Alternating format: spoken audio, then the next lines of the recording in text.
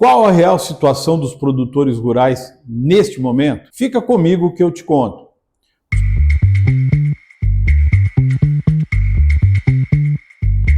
Produtores rurais brasileiros vivem, no momento, um misto de euforia e preocupação.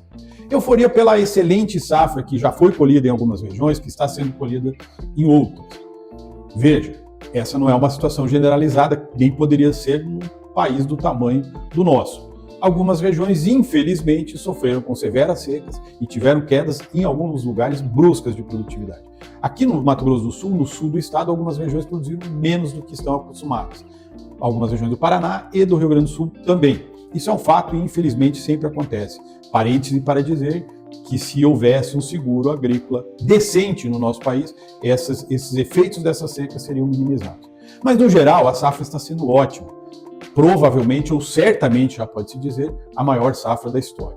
Algumas regiões aqui no estado mesmo, como o noroeste do estado, na região conhecida como Chapadões, a produção, que normalmente é muito boa, está sendo acima de qualquer expectativa. É a melhor de todos os tempos. Piauí, Bahia tem boas perspectivas, Pará, Tocantins, Mato Grosso já estão colhendo ou colheram excelente safra. Então essa é uma realidade inegável. Porém, esse é um ponto. Do outro lado tem, primeiro, os preços, especialmente da soja, estão muito aquém dos que são necessários para a composição dos custos e, evidentemente, para o lucro necessário em qualquer atividade. O milho sinaliza para cima, tem tido altas e há uma perspectiva de melhora considerável em relação ao ano passado. Mas a soja, que é o principal produto da maioria dos produtores, ainda tem preços baixos. Agora, se quem produziu uma excelente safra está preocupado em fazer frente aos custos com a produção que teve nesses preços, imagine-se quem teve quebra de safra. A situação é ainda pior. E há situações que vêm se repetindo ou tomando uma gravidade que não se pensava há algum tempo. A primeira delas é em relação aos juros. Eu tenho dito aqui, não é a primeira vez, mas é de fácil verificação que os juros estão nas alturas e com viés de alta. A Selic, sabemos, está de novo em patamares muito altos e sem perspectiva de queda, pelo contrário, com também viés de alta. Essa vinculação direta da Selic com os financiamentos, especialmente aqueles com recursos controlados, é absurdo. Não se viu na história recente isso acontecer. Haverá de ter um descasamento. Custeio agrícola não pode ser atrelado à Selic, ainda que os bancos reclamem que o seu lucro estará prejudicado. Um lucro que, digamos, tem sido cada vez melhor. Não é possível que se fale em crédito agrícola com juros de 20%, 22%, 24%. Isso é impraticável. Isso não terá boas consequências, infelizmente. E os juros são apenas um aspecto do problema. O problema é que, além de tudo, não há dinheiro. Talvez por medo, talvez pelo aumento das recuperações judiciais, enfim. Há uma constatação geral de que há menos dinheiro disponível para o financiamento do crédito agrícola, mesmo com esses juros. Então, se você pegar juros altos, excesso de demanda e retração da oferta, a situação começa a ficar realmente preocupante. E não é só isso. Isso sim, em função das recuperações judiciais, acarretou que muitos fornecedores de dinheiro passaram a exigir alienação fiduciária de imóveis, algo que não se pedia há bem pouco tempo atrás. O Banco do Brasil, principal financiador da agricultura, ainda praticamente trabalhava somente com hipoteca, vem exigindo alienação fiduciária. E isso assusta os produtores, porque a alienação fiduciária é uma garantia bastante rigorosa. Há, antes de qualquer coisa, a transferência da propriedade, ainda que irresolúvel. Então isso tem assustado, especialmente aqueles produtores em que a recuperação judicial não está no radar deles.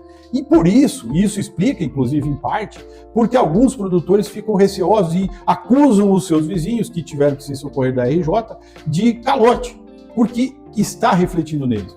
Tenho uma opinião, e tenho expressado isso inúmeras vezes, de que não são as RJs as responsáveis, e sim a cautela que os credores estão tomando ou um excesso de prevenção. Porque se o cliente é AAA há décadas, ele não deixará de ser porque o vizinho dele pediu recuperação judicial. Mas o fato é que os bancos, que estão também no seu direito, afinal o dinheiro é deles, estão exigindo cada vez mais e mais garantias, o que dificulta muito a captação de recursos, especialmente para os arrendatários. Os arrendatários estão numa situação calamitosa, porque se para os proprietários essa dificuldade extra, para os arrendatários é o que sobrar, se sobrar. Então esse é um aspecto relevante e que precisa ser olhado. Mas ao invés de olhar, o governo suspendeu o plano safra. E isso impacta mais ainda numa situação que já é ruim. Se ele, que é um fornecedor, o principal fornecedor de dinheiro, e que deveria ser, e não por benesse, que se fique bem claro, e sim por estratégia, inclusive negocial, de fomentar o seu principal negócio, ou a principal atividade do país, se esses recursos do governo não estão disponíveis, o mercado que já estava reticente terá que absorver esse gap deixado pelo governo e o fará cobrando juros cada vez maiores. Esse é um ponto. Mas não é só isso. Recentemente, o governo resolveu que a saída maravilhosa, miraculosa para a inflação que ele mesmo criou é zerar os impostos de importação de produtos da cesta básica. Falei há poucos dias num vídeo do Instagram. É um absurdo. Isso não resolve o problema. Isso só é populismo barato. Primeiro porque, para se importar produtos, demora um tempo. E nesse tempo, alguma coisa deveria ter sido feita. Segundo, porque é óbvio que a inflação é criada pelo próprio governo, que gasta muito mais do que arrecada. Se não acabar com o déficit primário e voltar a ter superávit, a inflação vai subir, ainda que se zerem todos os impostos de importação. Mas, para o agronegócio, isso terá um efeito catastrófico. Por quê? Vai se trazer produto de fora, pagando menos impostos do que os produtos daqui. Isso já é um absurdo em si. E o governo foi além. Disse, com todas as letras, que se isso não resolver o problema da inflação, e anotem aí, não resolverá, ele tomará medidas mais drásticas. Sinceramente, eu espero que isso seja mais uma bravata das muitas que já se viu. Mas a expectativa, o medo, o receio é que essas medidas mais drásticas, na verdade, tenham um objetivo: taxar as exportações de produtos agrícolas. Isso sim seria o caos. O governo e algumas pessoas que não conhecem nada de nada e muito menos do agronegócio têm mania de achar que os produtores, por ganância, produzem para o mercado externo. Eles somente mandam para o mercado externo porque são gananciosos. Não é porque o mercado quer assim, o exige assim. O Brasil nem tem condições de absorver aqui dentro tudo que é produzido. E o superávit, ou o equilíbrio da balança comercial, se dá há décadas pelas exportações do agronegócio, que vem subindo pela excelência do produtor brasileiro, que produz cada vez mais nas mesmas áreas, que é o maior exportador de uma série de produtos, inclusive o café, que o governo resolveu taxar como grande vilão, esquecendo que o café teve um grande aumento de consumo no mundo, especialmente na China. E que também os principais países produtores e exportadores, que são o Brasil e o Vietnã, tiveram quedas acentuadas na produção. Ora, isso é efeito mercadológico. Querer resolver isso com impostos é o cúmulo do absurdo. E já se fez isso antes e já não deu certo antes. Assim como não deu certo a retenção, o estancamento do preço dos combustíveis via canetaço, enfim. Mas aí eu já estou saindo um pouco do assunto. Quero ficar no agronegócio. Então há sim uma preocupação dos produtores com o futuro, porque eles vêm carregando dívidas de algum tempo. Essas dívidas estão caras, estão subindo vertiginosamente e os produtores já não sabem o que fazer. Quem olha de fora fala que é choro, que é reclamação. Uns dizem, vende a fazenda. Certo, vende a fazenda e vai fazer o que da vida? Então há que se pensar nisso aí. A solução certamente não estará no governo. E aqui eu digo que não é porque é esse governo aí que declaradamente é inimigo do agronegócio. Poucos governos ajudaram o agronegócio. O agro sempre se virou sozinho, sempre fez por ele mesmo, sempre foi e chegou até onde chegou por ele mesmo. Por ele mesmo e por uma coisa que no Brasil é muito importante, que também está preocupante: a Embrapa. A Embrapa é um órgão de excelência. A Embrapa é responsável pela soja no Cerrado, pela lavoura no Cerrado. Claro que os produtores também são, mas houve uma tecnologia, houve um incentivo, houve a descoberta disso. A Embrapa é possivelmente o órgão de pesquisa da agricultura mais importante do mundo. E como está a Embrapa hoje? Abandonada. Os salários não estão em dia, os salários dos pesquisadores não estão em dia.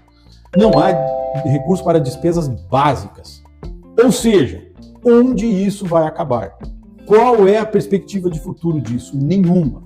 A Conab tem problemas, o Brasil tem problema de estocagem, o Brasil tem problema de armazenagem, o Brasil tem problema de logística, portos envelhecidos, sem tecnologia, estradas esburacadas, poucas ferrovias, e aqui eu poderia ficar uma hora citando situações. O fato é que a composição desses fatores, que já vem de algum tempo, com outros recentes, como os juros e a falta de dinheiro no mercado, estão deixando os produtores de cabelo em pé. E eu estou falando dos que produziram bem. Eu nem quero pensar os que não produziram.